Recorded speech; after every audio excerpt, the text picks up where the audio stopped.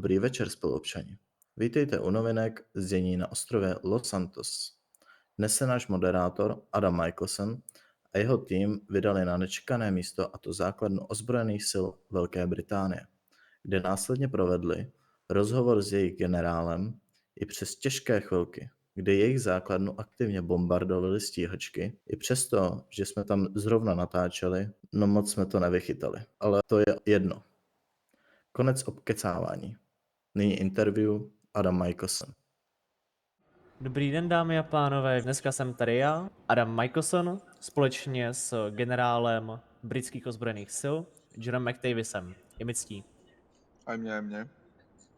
Tak, pane generále, my jsme si tady pro vás připravili pár otázek, ať už se týče od naší audience, nějaké důležité otázky, které by oni chtěli zodpovědět, nebo nějaké Jasné. otázky, co my bychom chtěli vědět ohledně globálních statistik nebo nějakých vašich postupů do budoucnosti. Můžeme začít, Rozumím. pane generále? Môžeme, jasné. Tak, pane generále, první naše otázka by byla, co vás vlastně přivedlo semka na tento ostrov jako armáda?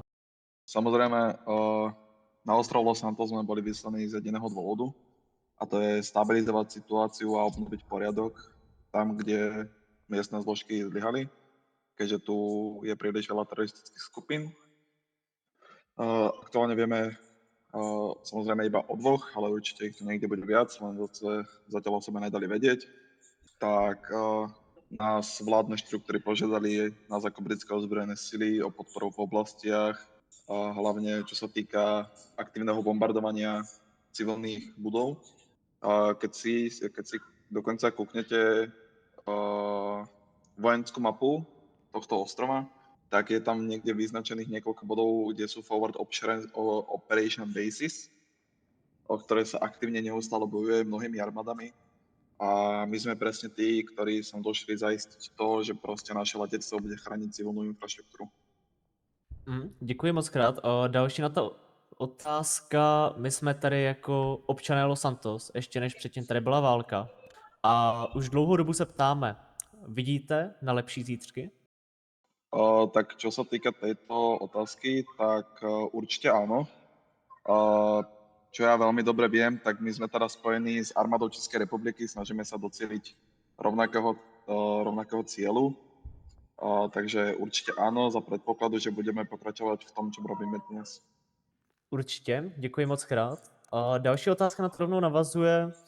Je tady docela dost států, který začaly operovat na tomto ostrově, tak by nás zajímalo, jestli máte nějaké třeba už lepší vztahy nebo rovnou už vyostřené vztahy s někým. Tak samozrejme vyostrené vzťahy máme. Konkrétne s Nemeckom a Ruskou federáciou. Jedná sa o to, že ja osobne som bol toho svedkom. My sme stáli spoločne s veliteľom armády Českej republiky. Sme stáli na mieste, kde nás neustále 3 hodiny bombardovali stíhacie lietadlá Ruskej federácie, konkrétne Sukhoi 57, čo je lietadlo 5. generácie, Sukhoi 33, lietadlo 4. generácie, Eurofighter od Nemecka, lietadlo 5. generácie, a následne tam boli ešte F-35, tiež 5. generácie. Myslíte, že tuto agresi jste mohli nějak začat, nebo to je čistě nějak bezhlavá agrese z jejich strany?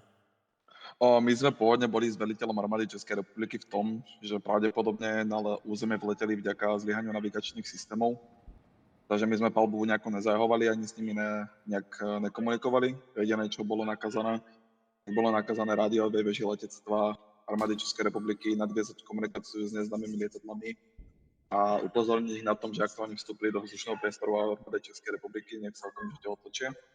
Ale bohužiaľ komunikácia zlyhala a začala bombardácia, no. Takže sme v podstate chybu navigačních systémů úplně vyškrtli. Děkuji moc krát. Taktéž se chci zeptat, děláte něco proti těm aktivním teroristickým skupinám, který aktivně nějak narušují infrastrukturu civilního dění? Samozrejme, vďaka šedrosti našeho ostrova, tiež Spojeného kráľovstva, máme dostatok techniky na to, aby sme zaistili civilné osoby.